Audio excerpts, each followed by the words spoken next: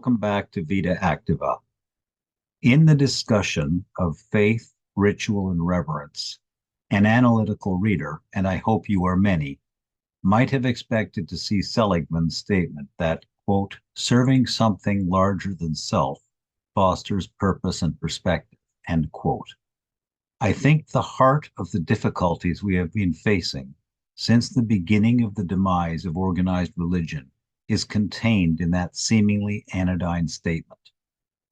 So much of religion, from my understanding, seeks to restrain the self in favor of the collective or the leaders of the collective. This applies to couples, families, teams, congregations, neighborhoods, counties, provinces, and countries.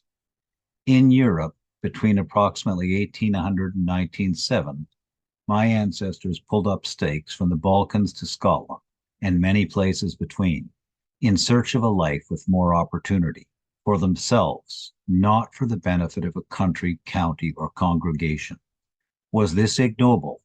Is placing self-regard at the forefront of one's pursuit a mean-spirited or well-spirited endeavor? We are into the realm of defining the sacred and the profane. So let's start with the roots. Both are adjectives. I'm going to go, you can read them, you can pause this and read the full definition, but I'm going to discuss the stuff within the brackets because that's what I think is the most interesting, the etymology, the history of the word. Without reading the whole thing, when you get to Latin, profanus, before, i.e. outside the temple. So those who were profane were those who could not gain admittance to the temple. Hence, not sacred, secular, impious. Now, all of those descriptors are man-made, and yet this is applying to a spiritual concept. Second word, sacred, roughly the same roots, Middle English to Old French and Latin. And this is dedicated, holy, sacred. So this is a place apart, something apart from the others. Both are actually divisive terms. As is usually the case, the etymologies tell the tale. To be one of the profane is to be outside the circle inhabited by the majority, who in this case are inside the temple. If you accept the arguments above, or from last week, if you're viewing rather than reading, concerning classical liberalism, Hawking's argument against the possibility of God, and the very human need of reverence, you might see where this is going. If you are a person of reason, a principled thinker, you will have tremendous difficulty accepting the truth of Scripture. That places you outside of the circle. And please do notice how many of the meanings concern place, into the mysteries, set apart, outside. Unsurprisingly, in some ways, this is the schoolyard stuff of childhood. You're a jock, a cool kid, a nerd, or a freak. Per the first two groups, if you're not in, you're out. You're not hip. I suspect there isn't a person reading or listening to this who hasn't felt that shame-inducing, soul-crushing, exclusive social force. Those definitions speak to that mentality. However, as one of the Godfathers said in the eponymous movie, we are not communists. As such, I do not shun elitism, the right of free association, etc. I do shun intentional cruelty. I see intentional cruelty as a misdirected intention to bolster the self-regard of the person practicing the cruelty, which, if accurate, means cruelty is often born of low self-regard. I am far from the first to say this. Those I think of as founders of this view include Ayn Rand, Eric Hoffer, and Gad Said. Rand was the first person I ever knew to state that a certain collectivist psychology is stimulated by and reinforced by a hatred of the good for being the good. By my standards, such a hatred is real profanity, because if brought to fruition, it damns the best and the rest. Excuse me. Here's the reasoning. A person fortunate enough to be born into a well-spirited, educated, and prosperous family has a lot going for her. It's an interesting expression, going for her. In plainer terms, the odds of that young woman succeeding appear higher than that of another young woman of the same age born into a dysfunctional, ill-educated, and impecunious family.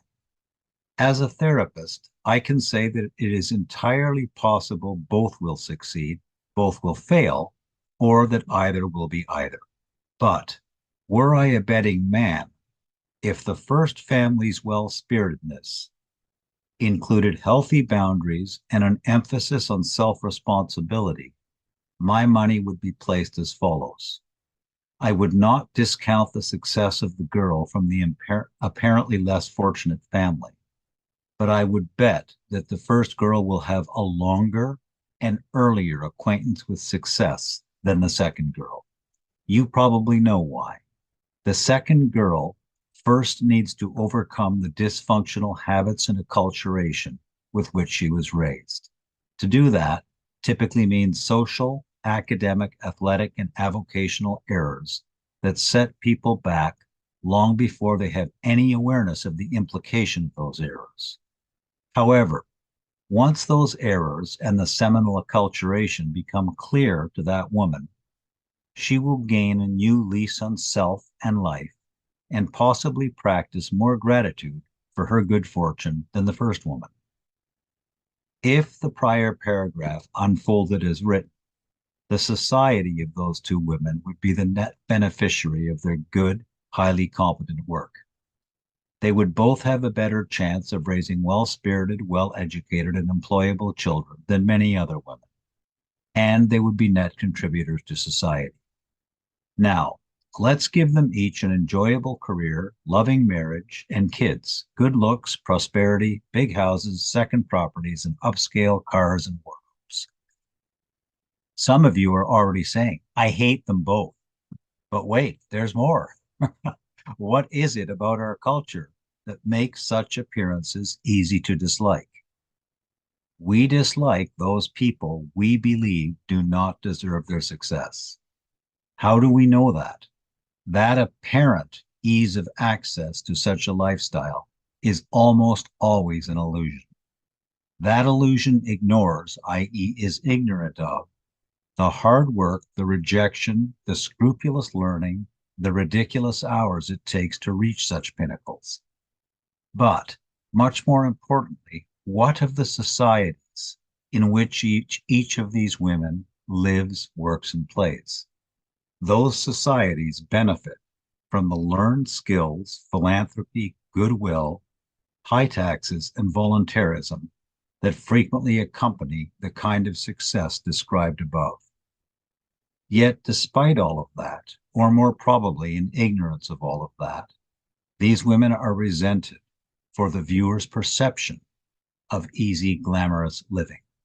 This resentment-based argument can be taken much further or deeper.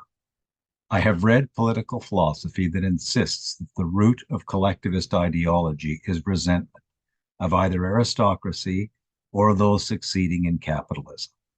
And those resenters, rather than learning the skills, starting their own businesses, creating their own flourishing lives, resent, foment resentment and hatred, and try to enslave those able to generate genuine ideas, i.e., free minds, or create wealth, i.e., free markets.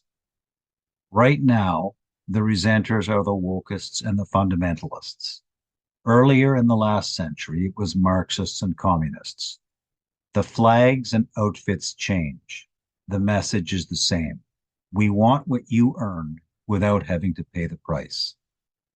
I know this is a lot to absorb, and I know I have not provided concrete examples because I am mindful of your time and mine.